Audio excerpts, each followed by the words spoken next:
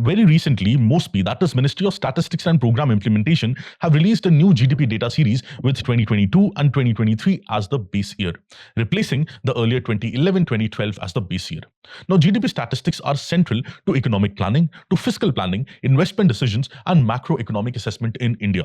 However, despite several technical improvements in the new series, concerns still remain about the large statistical discrepancies and the credibility of real GDP growth estimates in our country.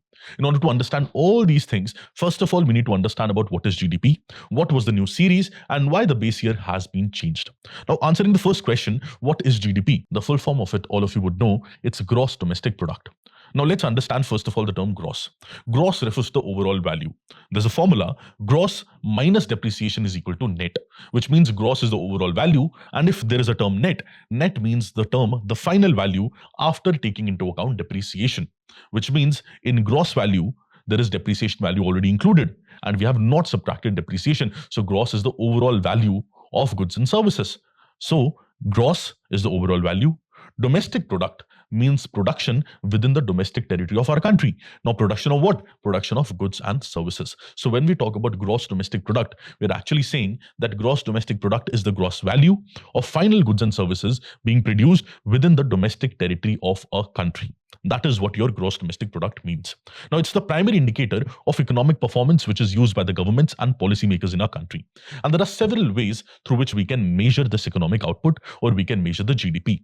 The first approach is the production approach, where it is measured either by the production value added method or it is measured by the income method. So either we can measure it through the gross value added method, which is capturing the value added by the different sectors of the economy, and we can measure it through income method as well. And the formula for the gross value added method is value added by the primary sector, value added by the secondary sector, and value added by the tertiary sector. We add all these, we get the gross value added. Now, there's under the production method, there's the income method as well. That income method calculates income of each and everyone in the country. How do we add that? Actually, you must have heard of the term factor income. There are 4 factor income: rent, wages, interest, and profit. Just some sophisticated names of it are part of the income method. So income method is in actuality having 3 components. First component of income method is compensation of employees, which in a way includes wages. The second component of income method includes operating surplus. Now, operating surplus is a combination of rent, interest, and profit.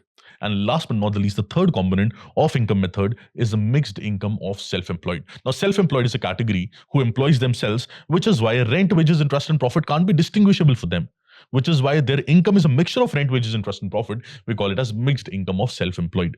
That is the second method, income method. 3 components: compensation of employees, operating surplus, and mixed income of self-employed people.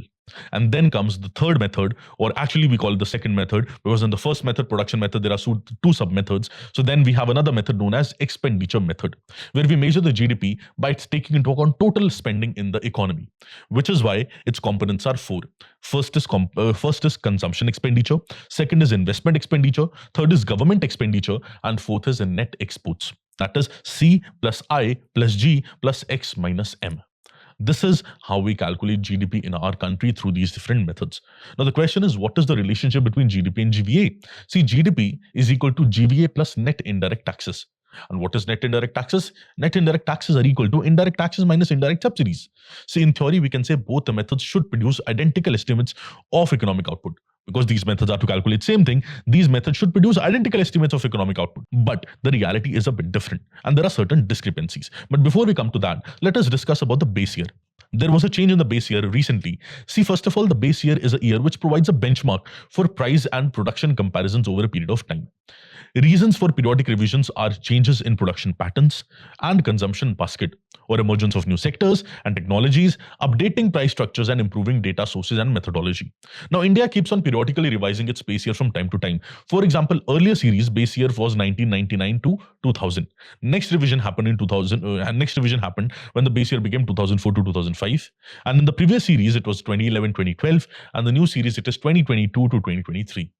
This is the 8th revision of GDP base year in independent India, which is why it is again very, very important, very, very integral. Now let us understand some data. See, the new GDP series of financial year 2024 data says that the overall real GDP growth rate was 7.2%. Also, it showed the growth of main GDP components by 5.7%. Now, the gap is explained by the sharp increases in discrepancies, which means it increased to around 1 lakh crores, and inventory changes, which means changes in stocks increased 116%. See, when we talk about the financial year 2025 data, overall GDP growth rate, real GDP growth rate was 7.1%, but the growth of the main components was just 6.1%. But discrepancies increased by 230% to around 3.5 lakh crores. And now when we talk about the financial year 2026, discrepancies are projected at 4.9 lakh crores, indicating rising mismatch between production and expenditure estimates. Now the question is, what are the reasons for rising discrepancies? First of all, the lack of complete consumption data. Reliable expenditure data exists mainly for government spendings, imports and exports, and corporate investment. However, household investment or household consumption data is very, very limited, and dependence on sample surveys there. Which is why data such as the household consumption expenditure survey, it uses sample surveys, not the full census level data. That is, it provides ratios rather than the precise level of spending, and which is why there is a discrepancy. Now, another reason for discrepancy is the quality of price deflators. When calculating real GDP, nominal values are adjusted using price deflators. As time passes from the base year 2022-2023, price measurement becomes less accurate. See, deflator error, it increases. In order to improve accuracy, MOSPI has increased the number of deflators from 180 to around 600. But still, these are the reasons of discrepancies occurring in our new GDP series. Now, there are several challenges to estimate India's GDP as well, and we need to understand that. See, first of all, data gaps are there in consumption expenditure. We need to strengthen data collection systems, we need to improve household consumption investment surveys, and we need to reduce informal sector data gaps. Now, since India is having large informal sector, we need to strengthen the labor, we need to strengthen the enterprises, strengthen MSME data systems, and we need to ensure that all these data are integrated and available to the government. Also, not just this, we need to provide a limited real-time data to the public. See, develop real-time digital data sources, use GST data, digital payment data, and satellite data to track economic activity will ensure that the discrepancies are lowered down to the most extent possible. Another big challenge which exists is the weak price deflators. So we need to improve the deflator quality. We need to regularly update the price indexes and the sectoral deflators as well. And we need to reduce rising statistical discrepancies. So we need to improve supply and use tables, SUT. Better matching of the production and expenditure data needs to be done. And all of these things, once are done, discrepancies would come down to a very, very lower level. See, the revision of the GDP base year to 2022-2023 marks an important step in updating India's national income accounting framework. However, the persistence of such large statistical discrepancies, they raise concerns about the accuracy of real GDP estimates. Thus, enhancing the credibility of India's GDP statistics is very, very crucial for sound economic policy making and global investor confidence. See, whenever we talk about policy making, these data are the inputs. But the policy making is the output, and implementation is again the output. The output would be as good as its input. If input is faulty, input is full of discrepancies, how can output be considered to be the perfect one?